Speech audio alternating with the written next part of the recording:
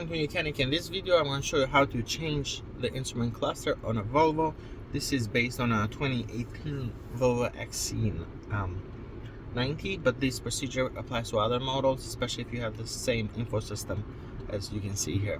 So on the instrument cluster there, you can display the look of the gauges. You can also show the GPS, the map right in the center there. So to do that, what you want to do is you want to go to first you want to scroll down like this and then press setting, and then go to my car, go to displays, display themes, and then right now it's on glass. So if we go to minimalistic, you can see the gauges change there. I prefer performance, and then you can do chrome rings as well. Okay, so I'm gonna leave it there, go back, and then go driver display. Right now it shows nothing, but you can show the radio or whatever you're playing, like a from your phone is going to display like the song and all that information. I like to show the map in there. So if you select that, you can display the map.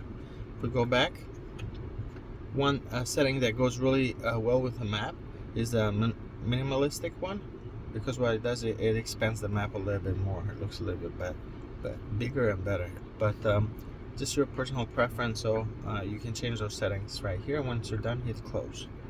That's it. Thank you for watching Mechanic, where you can be the mechanic.